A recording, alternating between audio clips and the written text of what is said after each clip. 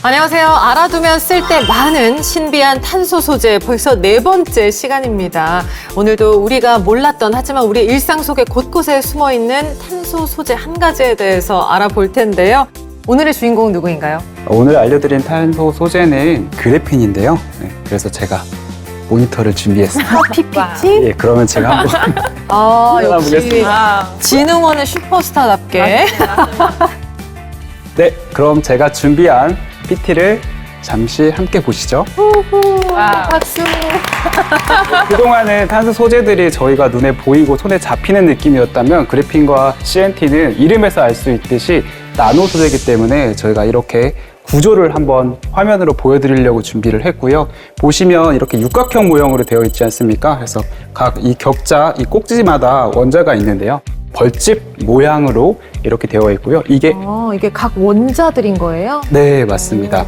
실제로 완벽하게 한 장을 떼어내기는 어려운 부분이 있어서 여러 층으로 실제로는 활용이 되고 있습니다. 예쁘다. 크리스마스 카드처럼 생겼어요. 저 사진 근데 뉴스에서 본 것 같아요. 크리스마스 트리로 덴마크 공대에서 그래핀으로 만든 크리스마스 트리입니다. 그래서 이게 세상에서 제일 얇은 크리스마스 트리다 이런 별명이 있던데 네, 그래핀으로 맞습니다. 만들어서 네, 그래서 플라스틱 필름 위에다가 그래핀을 얇게 해가지고 여기 길이가 14cm 그리고 이게가 0.3 나노미터 정도 됩니다. 근데 0.3 나노미터면 뭐 얼마나 얇은 거예요? 저는 사실 0.3 밀리미터라고 해도 아주 얇다고 생각하거든요. 네, 그래서 제가 준비를 했는데요. 네, 이분이 맨체스터 대학교 교수님인데 2004년도에 가장 얇은 그래핀을 발견을 해가지고 나중에 노벨상까지 받게 되셨는데요. 엄청난 발견이었구나 이게. 이렇게 얇게 하는 게. 네, 이게 발견한 게 정말로 엄청나게 과학적으로 복잡한 방법이 아니라 네. 흑연을 스카치 테이프로 뗐다 붙였다 뗐다 붙였다 이게 될까 했는데 그게 실제로 된 거죠. 네, 저렇게 이런 식으로 만들었다고요? 해서 저희가 맨 처음 봤던 그 구조처럼 완벽한 한 층은 안 되지만 과학자들이 이야기하기로는 세상에서 가장 저렴한 방법으로 노벨상을 수상하게 된 그런 사례라고 알려지기도 했죠. 자, 그러면 엄청 얇은 소재라는 건 이제 우리가 다 알잖아요. 근데 왜 이렇게까지 얇게 만들어야 되느냐? 이렇게 얇게 만든 그래핀은 어떤 특성이 있고 어디에 사용될 수 있느냐가 이제 제일 궁금해하실 것 같아요. 네, 그래서 강철보다 200배 강하고요. 그리고 다이아몬드보다 2배 이상 높은 열 전도, 그리고 실리콘 소재보다 전화 이동도가 월등하게 높습니다. 뭔가 신소재이고 노벨 물리학상을 받을 정도로 이 발견이 앞으로 산업에 미칠 영향이 크다는 것 같은데요. 실제로 어디에 쓰이는 거예요? 일단 이 화면을 준비해 드린 게 사실 이렇게 디스플레이에도 앞으로는 그래핀이 활용될 수 있고 플렉시블하게 하는데 중요한 역할을 할 수 있습니다. 그래핀이 주로 뭐 디스플레이, 터치스크린 이런 곳에 사용되는 것 같은데 제가 확인을 좀 해보니까 전기차에도 많이 쓰인다고 하더라고요. 방열판으로도 활용이 되고요. 그리고 또 전기차 안에 많은 전기 전선이라든지 이런 것들이 간섭 현상이 일어날 수 있는데 그거를 전자파를 차폐하는 역할로도 활용이 됩니다.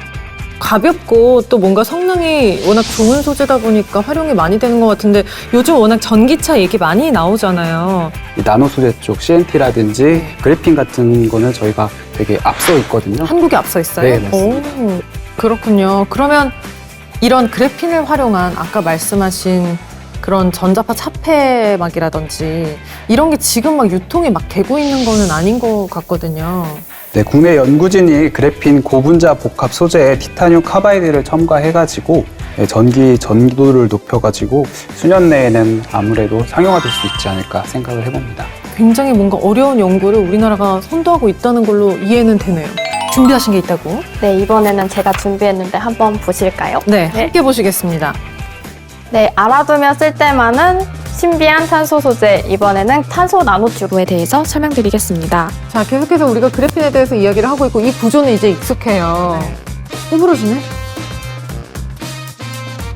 네, 이거 탄소 나노튜브 CNT라고 하는데요. 말 그대로 이제 탄소 원자로 구성된 매우 작고 얇은 튜브 형식의 물질로 보시는 것처럼 그래핀을 돌돌 말아놓은 형상입니다.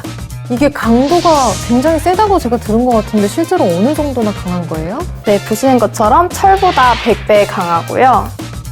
높은 전기나 열 전도성을 띱니다. 그럼 이것도 아까 그래핀처럼 차에 활용이 돼요? 자동차에? 혹은 어디에서 주로 쓰이나요? 배터리나 자동차, 항공 쪽에 사용이 되고 있습니다. 고생하셨습니다. 박수. 우리가 그래핀, 또 그래핀을 이렇게 원통형으로 난 탄소 나노튜브에 대해서 지금 이야기를 해보고 있잖아요. 근데 쓰임새에 대해서 이야기했는데 대량 생산이 어렵다는 거 알겠어요. 그러면은 요거는 주로 어디에 어떻게 쓰이게 되는 거예요?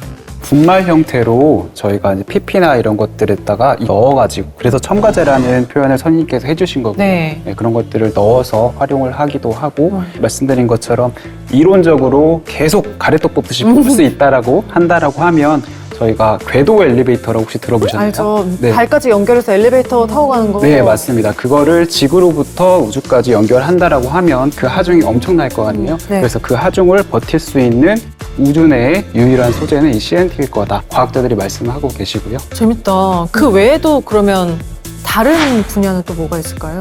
딱 떠오르는 게 있는데 전도성 잉크라고 알고 계신가요? 아니요, 몰라요. 네, 그러면 그쪽에 대해서 아주 잘하는 기업이 있는데요. 함께 보실까요?